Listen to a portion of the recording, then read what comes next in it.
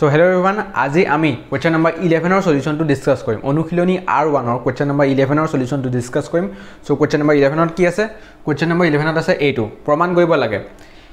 left hand side is equal to right hand side আমি কৰিব লাগে ইয়াৰ আগৰ ভিডিওবোৰত আমি কিমান নম্বৰ লৈকে কৰিলো ইয়াৰ আগৰ ভিডিওবোৰত আমি question number 10 লৈকে ডিসকাস কৰিলো ঠিক আছে যদি আপুনি ইয়াৰ আগৰ ভিডিওবোৰ যদি চাব বিচাৰিছে তেতিয়া আই বটনত আৰু ডেসক্ৰিপচনত মই এটা প্লেলিস্ট দি থৈছো আৰু সেইটো হৈছে পুনৰালোচনা ক্লাস 9 ঠিক আছে সেই প্লেলিস্টত আপোনালোকে দেখিবলৈ পাব যে ইয়াৰ আগতো মই বহুত কেটা ভিডিও বনাই থৈছো সো সেই কেটা ভিডিও আপোনালোকে চাই ল'ব পাৰে ঠিক আছে সো প্ৰথমে মই এতিয়া আজিৰ এই ভিডিওটোত question number 11 or solution to discuss কৰিম তাৰ পিছত 12 কৰিম তাৰ পিছত 13 নম্বৰটো কৰিম ঠিক আছে সো question number 11 ত এটো দিয়া আছে আৰু এতিয়া মই left hand side is equal to right hand side কৰিম ওকে যদি তুমি চেনেলটো নতুন আহিছে তেতিয়া প্লিজ সাবস্ক্ৰাইব কৰি লবা কাৰণ ক্লাস 9 ম্যাথমেটিক্সৰ বিভিন্ন ভিডিও আগন্তুক দিনবোৰতো আহি থাকিব ঠিক আছে সো এতিয়া মই question number 11 টো কৰিম সো প্ৰথমে মই কি কৰিম এই পাৰ্ট কে মই সিম্পলিফাই কৰি লম ঠিক আছে নে ইয়াৰ আগৰ ভিডিওটো যে মই ডিসকাস কৰিছিলো question number 10 ত কি কৰিছিলো তাত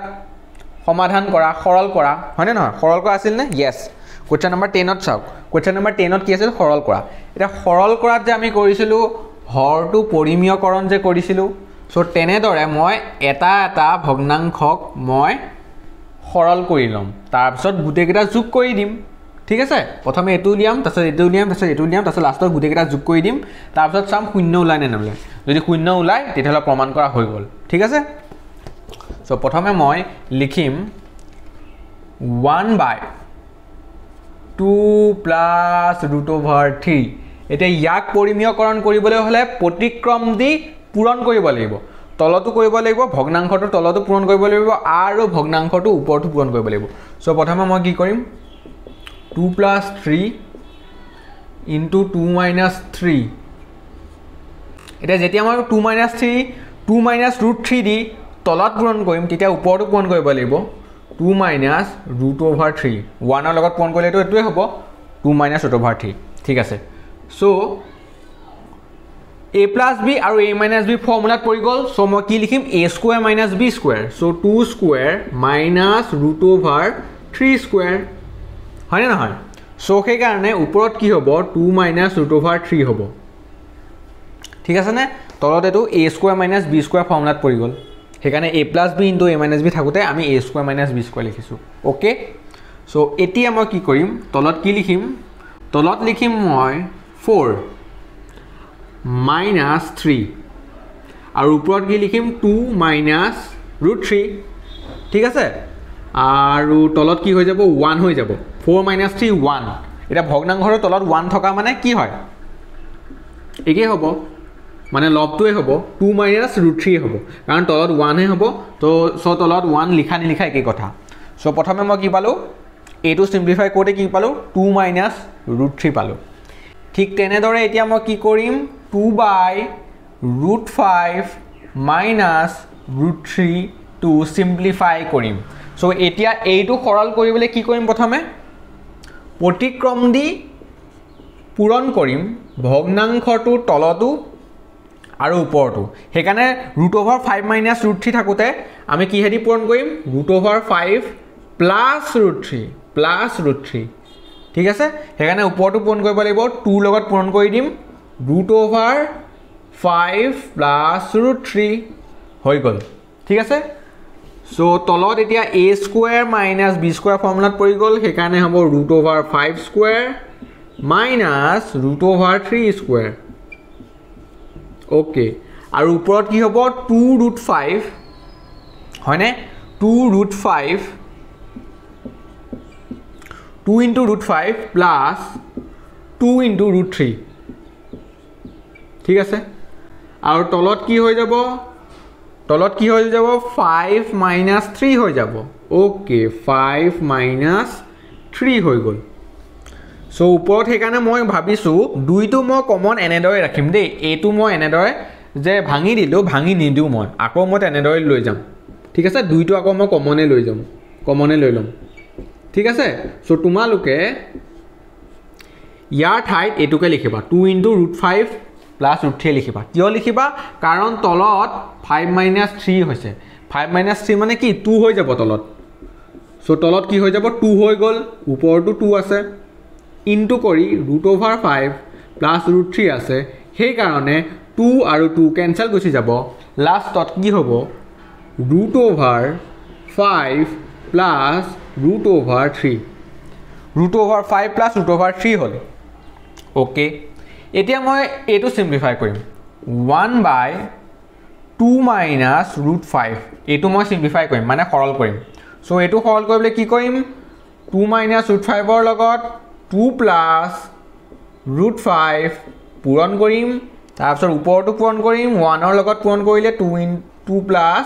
√5 হ'ল আৰু তলত a square minus b square ফৰ্মুলাত পৰি গ'ল a minus b into a plus b হৈ আছে সেইকাৰণে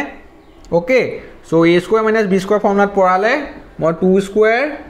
মাইনাছ √5 স্কয়াৰ লিখিম আৰু ওপৰত কি লিখিম 2 প্লাছ √5 লিখিম তলত কি হৈ যাব তলত হ'ব 4 মাইনাছ 5 4 মাইনাছ 5 2 স্কয়াৰ মানে 4 আৰু √5 টু স্কয়াৰ কৰিলে 5 হয় সো ওপৰত কি হ'ব 2 প্লাছ √5 আৰু তলত কি হৈ যাব -1 হৈ যাব তলত যেহেতু -1 হৈ গ'ল এতিয়া আমি নেক্সট লাইনত কি লিখিম মাইনাছৰ লগত যেতিয়া মই এই ৰাশিটো পূৰণ কৰি দিম তেতিয়া কি হৈ যাব তেতিয়া কি হৈ যাব -2 মাইনাছ √5 আৰু তলত 1 থকাটো 1 থকা নথকা এই কথা সো তলত এনো 1 থাকে ভগ্নাংশটো মানে এটা গোটা সংখ্যাৰ তলত সদায় 1 এটা থাকে সো সেই কাৰণে মই 1 টো নিলিখিলো তলত এটাতো বুজি পায় আপোনালোকে হয়নে নহয় মানে এতিয়া মই গুটেই কেটা পাৰ্ট কে উলিয়াই ললো ঠিক আছে নে এতিয়া মই কি কৰিম এটেকে লেফট হ্যান্ড সাইড টু মই সিম্পলিফাই কৰিম left hand side is equal to এই লাইনটো প্ৰথমে তোমালোকে লিখি লবা লেফট হ্যান্ড সাইডটো লিখি লবা তাৰ পিছত কি কৰিবা 2 মাইনাছ √3 লিখিম হয়নে ইয়াৰ জায়গাত 2 মাইনাছ √3 লিখিম প্লাস ইয়াৰ জায়গাত মানে 2/√5 মাইনাছ √3 জায়গাত এটো লিখিম √5 প্লাস √3 প্লাস কৰিম তাৰ পিছত এটো লিখিম হয়নে এটো ব্ৰেকেট কে মই দি দিছো তাৰ পিছত এটো লিখিম -2 মাইনাছ √5 ওকে এতিয়া মই কি কৰিম ব্ৰেকেট বিলাক অতৰাই দিম ব্ৰেকেট বিলাক অতৰাই দিলে কি হৈ যাব 2 minus √3 plus √5 plus √3 minus 2 minus √5 ঠিক আছে নে প্লাস এ মাইনাস এ মাইনাস প্লাস এ মাইনাস এ মাইনাস সো হৈ গল ঠিক আছে এখিনটো তোমালোকে বুজি পাইছাই সো 2 আৰু -2 ক্যান্সেল গুছি গল √3 মাইনাস আৰু √3 প্লাস ক্যান্সেল গল √5 আৰু -√5 ক্যান্সেল গল সেই কাৰণে কি হ'ব 0 ঠিক আছে নে প্লাস মাইনাস হৈ আছে গুটে কেটা ক্যান্সেল গুছি গল মানে 2 পৰা 2 বিয়োগ কৰা হল প্লাস √3 পৰা -√3 টো কৰা হল হয়নে নহয় তাৰ পিছত প্লাস √5 ৰ পৰা মাইনাস কৰা হল √5 সো সেই কাৰণে কি হৈ যাব 0 হৈ যাব সো হেতু আৰু ৰাইট হ্যান্ড সাইড সো আমাৰ প্ৰমাণ কৰা হৈ গল ঠিক আছে নে প্ৰমাণ কৰা হৈ গল সো আমি 0 পাই গলো সো এনেদৰে কৰিলে হলে এতিয়া মই যাম কোৱেশ্চন নাম্বাৰ 12 হলৈ সো কোৱেশ্চন নাম্বাৰ 12 হলৈ যাম এতিয়া এখিনিতে মই মুছি দিম যদি তোমালোকে লিখি লোৱা নাই তেতিয়ালে ভিডিওটো পজ কৰি লোৱা ভিডিওটো পজ কৰি পেলাই তোমালোকে ধুনিয়াকে লিখি লব পাৰা ঠিক আছে এখিনটো জানাই আৰু তোমালোকে সো এতিয়া মই যাম কোৱেশ্চন নাম্বাৰ 12 হলৈ কোৱেশ্চন নাম্বাৰ এতিয়া মই 12 হলৈ যাম So এতিয়া আমি চাও কোৱেশ্চন নাম্বাৰ 12 ত কি দি আছে কোৱেশ্চন নাম্বাৰ 12 ত কৈছে √3 = 1.732 √2 = 1.414 ধৰি তলৰ ৰাশি আসন্ন মান উলিওৱা ঠিক আছে আসন্ন মান উলিয়াব লাগে সো তলত দুটা ৰাশি দিয়া আছে এতিয়া তাৰে 1 নম্বৰটো মই লিখি লৈছো হেতু হৈছে এটো 1/√3 - √2 এতিয়া আমি ইয়াৰ ভ্যালুটো উলিয়াব লাগিব আৰু দিয়া আছে কি √3 ভ্যালুটো দিয়া আছে √2 ভ্যালুটো দিয়া আছে ওকে এতিয়া প্ৰথমে মই কি কৰিম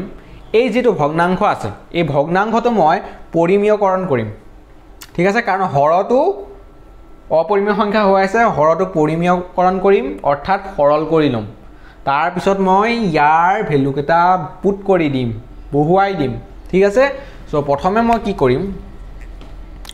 প্ৰথমে মই ইয়াক সৰল কৰি লম কাৰণ যদি আমি ডাইৰেক্ট ভ্যালু কেটা বহাই দিও তেতিয়া অলপ ক্যালকুলেশন কৰিবলৈ অসুবিধা হ'ব ভগ্নাংশটো তলত 1 পইণ্ট মানে পইণ্টত আহি যাব ভগ্নাংশটো তলত ক্যালকুলেশন কৰিবলৈতো অলপ অসুবিধা হ'ব পাৰে সো প্ৰথমে মই কি কৰিম ইয়াক প্ৰথমে সৰল কৰি লম তাৰ পিছত বহুত ইজি হৈ যাব ঠিক আছে প্ৰথমে মই ইয়াক সৰল কৰি লম সৰল কৰিম মানে হৰটো পৰিমেয়কৰণ কৰিম মানে কি কৰিম √3 -√2 into √3 plus √2 ওকে প্লাস √2 কৰিলো ঠিক আছে আৰু সেই কাৰণে মই ওপৰটো পূৰণ কৰিম 1 ৰ লগত √3 plus √2 ঠিক আছে হৰটো মই পৰিমেয়কৰণ কৰিছো হৰটো পৰিমেয়কৰণ কেনেদৰে কৰে অপৰিমেয় সংখ্যাটো যে দিয়া থাকে তাক আমি প্ৰতিক্ৰম কৰি দিও ঠিক আছে √3 -√2 আছে সো সেইকাৰণে মই কি লিখিলো √3 plus √2 লিখিলো ওকে সো সেই কাৰণে ওপৰটো মই √3 plus √2 দি পূৰণ কৰি দিলো তলত যেহেতু পূৰণ কৰিলো সেইকাৰণে ওপৰটো পূৰণ কৰি দিলো ওকে এতিয়া মই কি কৰিম তলত দেখিছো যে a - b আছে আৰু a + b আছে ইনটু হৈ আছে ঠিক আছে এটো ফৰ্মুলাত পৰি গল সো মই কি লিখিম এতিয়া a ৰ জায়গাত √3 স্কয়াৰ লিখিম মাইনাস √2 স্কয়াৰ লিখিম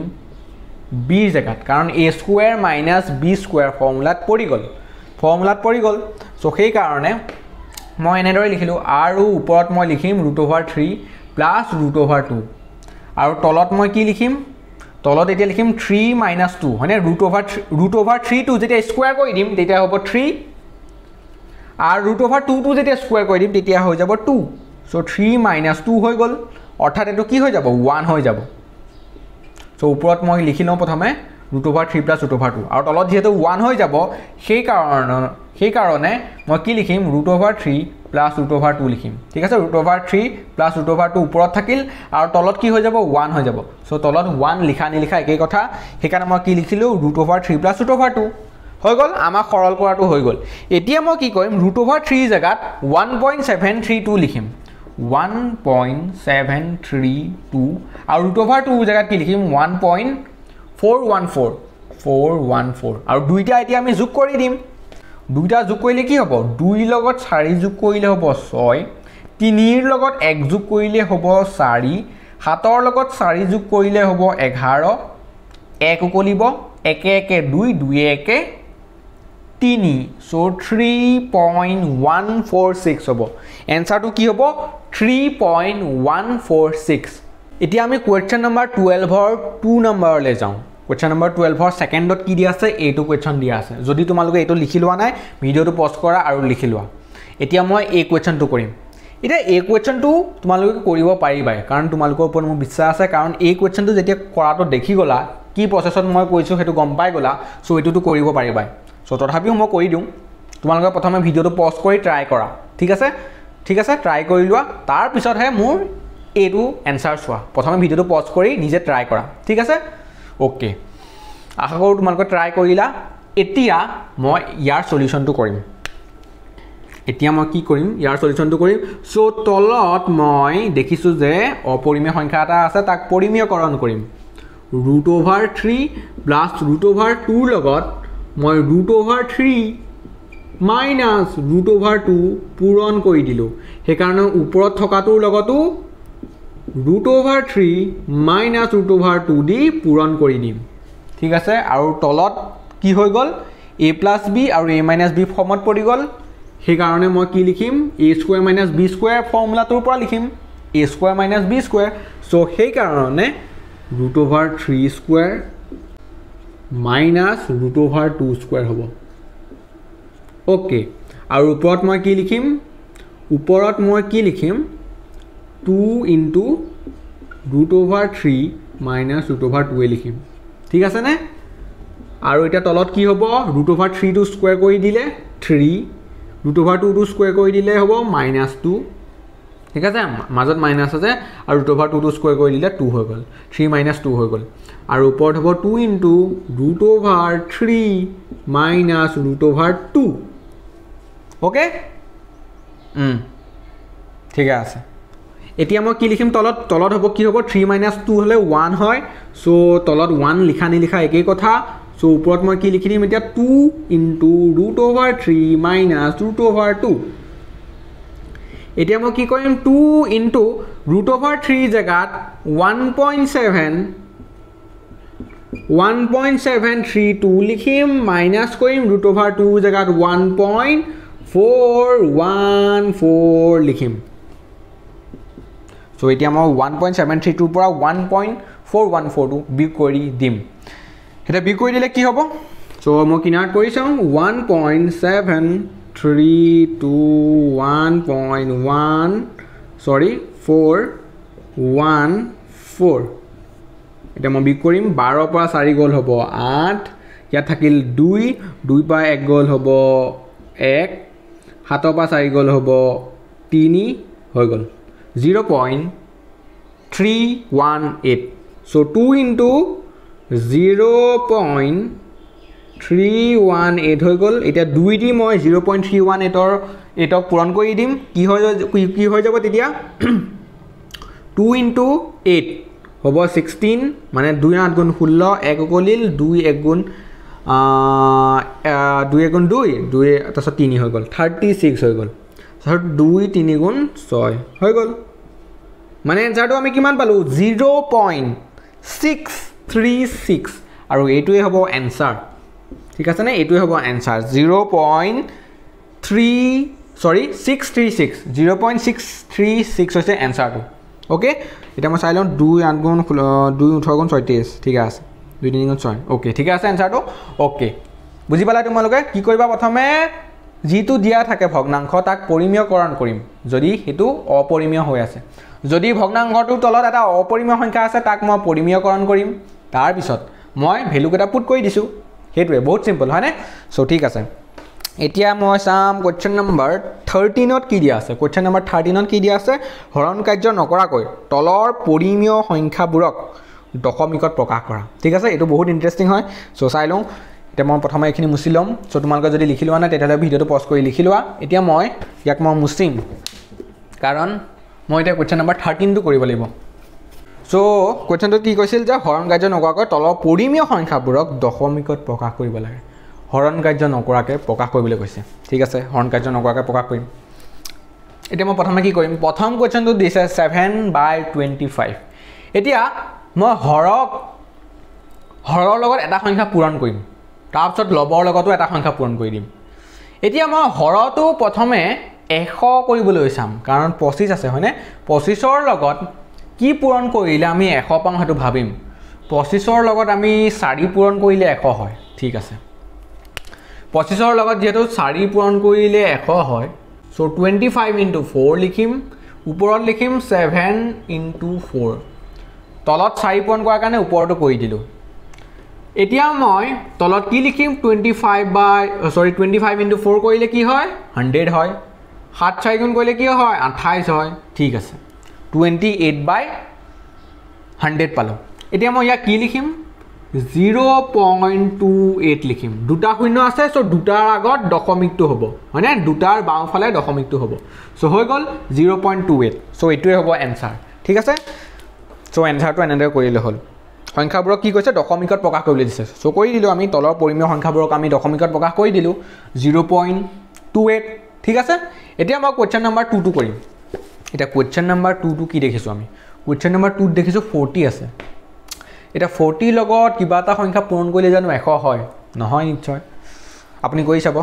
ঠিক আছে সো 40 লগত যদি 100 মানে 100 লগত যদি 40 এ হৰণ কৰো 100ক যদি আমি 40 এ হৰণ কৰো তেতিয়া আমি কোনো ভাগফল নাপাও ঠিক আছে এটা গুটা ভাগফল আমি নাপাও অৰ্থাৎ হৰণ না যায় ঠিক আছে নে এবাৰতে হৰণ না যায় এতিয়া মই কি কৰিম 40ৰ লগত কি পূৰণ কৰিলে 1000 হয় হেতু আমি ভাবিম 40ৰ লগত কি পূৰণ কৰিলে 1000 হয় সো মই 1000ক 40 এৰে হৰণ কৰি চাওঁচোন বাৰু কি হয়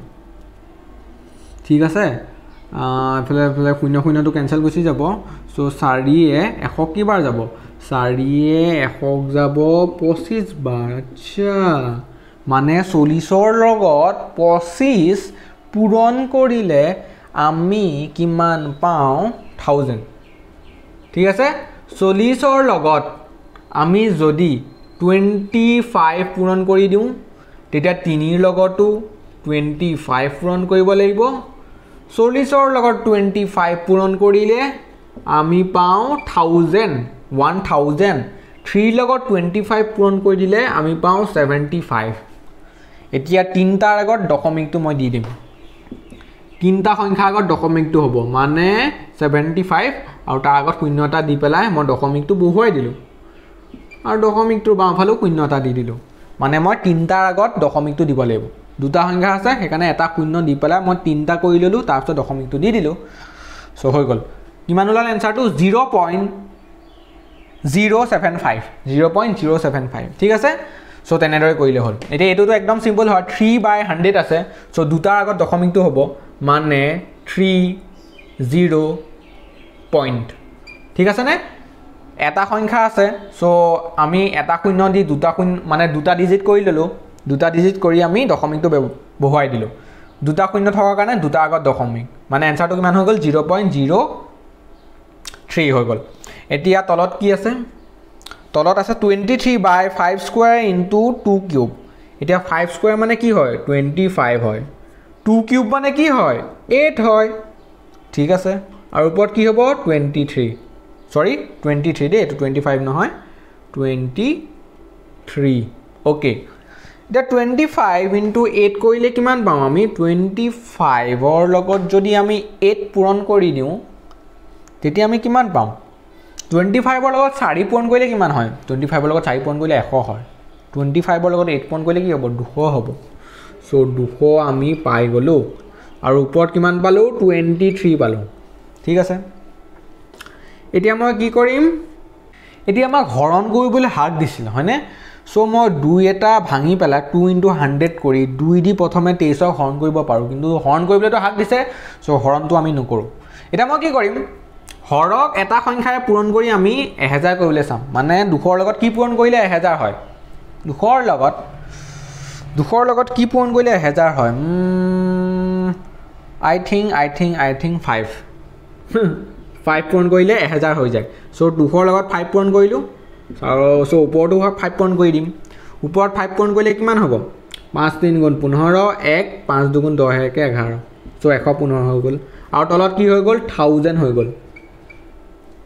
1000 হৈ গল ঠিক আছে নে 115 আৰু ডিভাইডেড বাই 1000 সো তিনটাৰ আগত দশমিকটো হ'ব তিনটা শূন্য আছে সো তিনটাৰ আগত দশমিক হোৱাৰ কাৰণে 115 হ'ব 0.115 সো দশমিকটো ইয়াত আহি যাব এক ঘাত দুই ঘাত তিনি ঘাত ঠিক আছে সো দশমিকটো ইয়াত আহি গল সো 0.115 হৈ গল মই মানে হৰটো মই 100 কৰিবলৈ চাম বা 1000 কৰিবলৈ চাম ঠিক আছে সো তেনেদৰে কি কৰিলে কি হয় দশমিকটো বহুৱাবলৈ সহজ হয় সো সেই কাৰণে আমি কি কৰিছো 100 কৰিছো ইয়াত 1000 কৰিছো মানে যত জেনেকৈ সুবিধা হয় আৰু যত 100 সুবিধা হয় 100 কৰিম যত 1000 সুবিধা হয় 1000 কৰিম ঠিক আছে এটা মই কোৱেশ্চন নম্বৰ 5 লৈ আইছো কোৱেশ্চন নম্বৰ 5 ত আছে 14 ডিভাইডেড বাই 175 এটা 14 ৰ লগত আমি মানে 14 ডিভাইডেড বাই 175 আছে এটা 175 ৰ লগত মই যদি ভাবো কি পূৰণ কৰিলে 1000 হয় তোমালোকে কৰি চাবা 175 এৰে কিন্তু 1000 ৰ হৰণ না যায় তাৰ পিছত আমি চাম 1000 পিছত কি আছে শূন্যটা লগাই দিলো 1000 ৰ লগত হৈ গল 10000 আচ্ছা এটা 10000 ক 175 এৰ হৰণ কৰিব পাৰি নে নোৱাৰি তোমালোকে কৰি চাবা মই কৰি চাইছিলো সেইকাৰণে মই ক'ব পাৰিছো তোমালোকে কৰি চাবা সো তেতিয়া মই গম পাইছিলো যে হৰণ না যায় আচ্ছা এতিয়া 1 লাখ কৰিলে কি হয় বহুত দীঘল হৈ গল 1 লাখলৈ না যাও সেইকাৰণে আমি ভাবিম যে কি কৰিলে এটো মানে স্যাটিসফাই হ'ব পাৰে মই দেখিছো যে 175 ৰ লগত যদি মই 8 পূৰণ কৰি দিও তেতিয়া ওপৰটো মই 8 পূৰণ কৰি দিম ঠিক আছে 175 ৰ লগত মই 8 পূৰণ কৰি চালো যে 1400 হয় মই কৰি চাও প্ৰথমে 175 ৰ লগত 8 পূৰণ কৰিলো সেইকাৰণে 14 ৰ লগতো মই 8 পূৰণ কৰিম ঠিক আছে 175 ৰ লগত যেতিয়া মই 8 পূৰণ কৰো তেতিয়া কি হয় চাই লোৱা 8 8 5 গুণ 40 40 ৰ শূন্য উকলি 4 7 7 গুণ 49 7 8 গুণ 56 56 4 হৈ গল কিমান 56 4 হৈ গল 60 6 সো 8 8 6 কিমান হয় 6 12 13 14 হৈ গল 1400 হৈ গল ঠিক আছে না 1400 হৈ গল সো 18 * চ' 14 ইনটু 8টো মই ওপৰত এনেদৰে লিখিম 14 ইনটু 8 কৰি লিখিম এতিয়া 1400ক মই ভাঙি দিম 14 ইনটু 100 ঠিক আছে 14 ইনটু 100 কৰি দিলোঁ 1400ক ঠিক আছে চ' ওপৰত 14 ইনটু 8 লিখিলোঁ এতিয়া 14 কেনচেল গুচি গ'ল 14 কেনচেল গুচি গ'ল থাকিল কিমান 8 ডিভাইডেড বাই 100 থাকিল মানে দুটাৰ আগত দশমিকটো হ'ব 8ৰ পৰা দুটাৰ আগত দশমিক হ'ব মানে 8 দিলোঁ 0 এটা দি দিলোঁ তাৰপিছত দশমিকটো বহুৱাই দিলোঁ ঠিক আছে চ' 0.08 হ'ল এনচাৰটো ঠিক আছে 0.08 হ'ল এনচাৰটো ঠিক আছে মানে আমি 10কৈ হৰণ নকৰিলোঁ আৰু 14 আছে একে সংখ্যা আছে সেইটো আমি কাটাকাটি কৰি দিলোঁ সেইটো আমি কৰিব পাৰোঁ সেইটো ইমান মানে হৰণ কৰাত নুবুজায় আৰু ঠিক আছে চ' 14 চেম নম্বৰ আছিল চ' চেম নম্বৰটো আমি আঁতৰাই দিলোঁ কাটাকাটি কৰি দিলোঁ চ' 8 ডিভাইডেড বাই 100 হ'ল চ' সেইকাৰণে মই কি কৰিলোঁ 8ৰ মানে দুঘাত আগত দশমিকটো লৈ আহিলোঁ 8ৰ আগত 0 এটা বহাই পেলাই দুটা ডিজিট কৰি ল'লোঁ তাৰপিছত দুটাৰ আগত দশমিকটো বহাই দিলোঁ 0.08 হ'ল এনচাৰটো ঠিক আছে অ'কে এইটোৱে হৈছে মানে হৰণ কাৰ্য নকৰাকৈ আমি দশমিকত প্ৰকাশ কৰিলোঁ সংখ্যাটো ঠিক আছে